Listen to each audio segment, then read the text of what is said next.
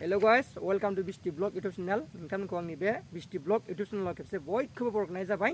दिनै नोंथांमोननि सिगाङाव मोनसे सरप्राइज लाबोदों। बे मा होनो सरप्राइजखौ आं दायो देखायसिगोन गाइस। नैबे बिथाङानो देखायगोन। माने आंनि खाथियावनो दंफैखायो। बे माने आंनि बिदा आरोना। दायो माने बे सरप्राइजखौ देखायनो सानदों। नैबेयावनो दङ गाइस नै। बेयाव मा दं नोंथांमोना नायनो हाखु जादों जानो हागौ। नैबेयाव मा दङ दायो नैबे आंनि बिदाया देखायसिगोन आरो गाइस।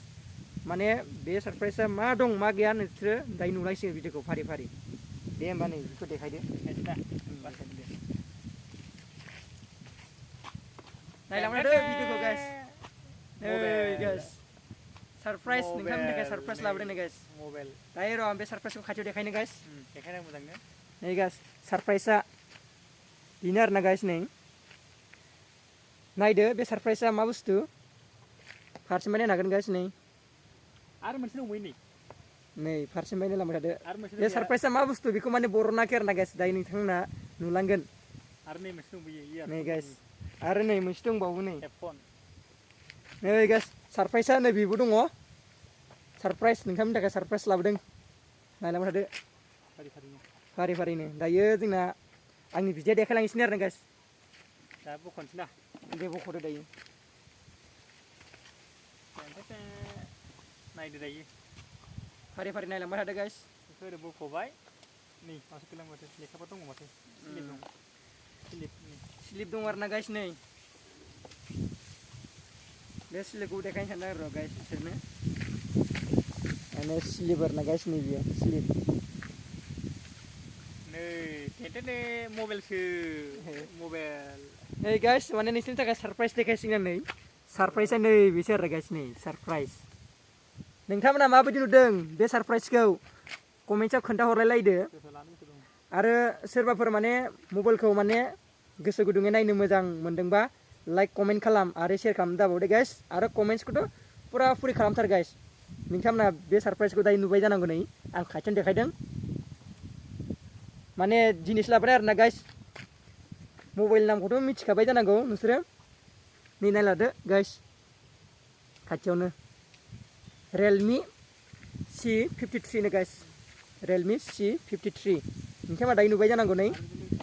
आरो नै गाइस माने ओरैबो देखायनोसै आं नै सिगांथिंबो माबायदि मबाइला नै नुबाय जानांगौ नोंथांमोना। कमेन्ट खालाम आरोना गाइस मोजां नुदोंबा। लोगोसे नै चार्जाराव दंबावो नै चार्जारबो। नै बिनि सायावहाय आरो दायोथ' नोंथांमोना मबाइलखौ नुबाय जानांगौ। कमेन्ट खालामनो दाबावथार दै गाइस। फुरा कमेन्ट खालामथार। आरो नै बेखौ दोनबाय आरोना।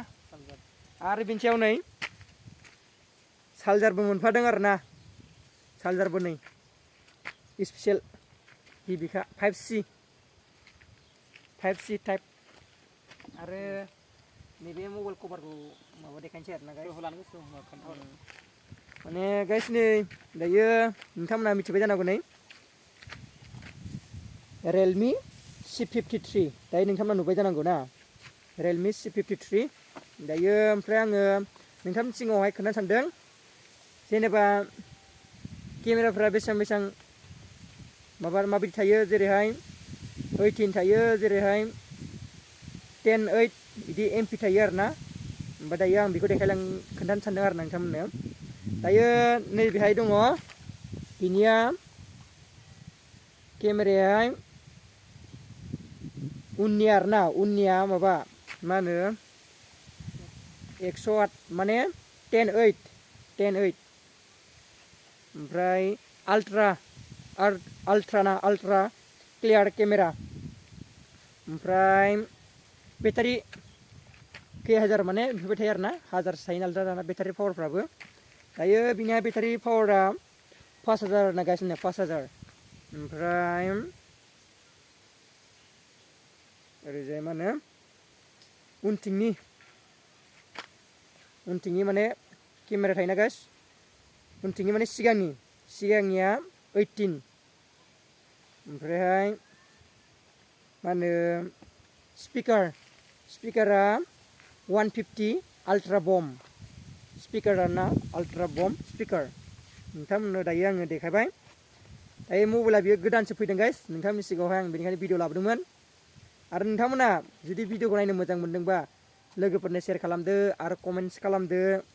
आरो नोंथांमोना कमेन्ट खालामनानै सोंहरदो बेसेबां लाखो बेफोरबायदिखौबो सोंहरलायदो आरो आङो बिनि दामनि फिक्सखौबो आं दायो खोन्थागोन नोंथांमोना भिडिअखौ नायलांबाय थाबानो जाबाय दायो होनबा दामनि फिक्सखौ आङो खोन्थानो सानदों दामनि फिक्सआ अबाव मोनथाय र'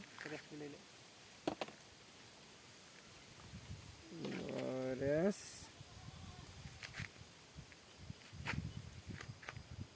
11,999 आरोना गाइस 11,999 नोंथांमोना नै नायनो हागोन रेसखौ नै खाथियावनो देखायदों नै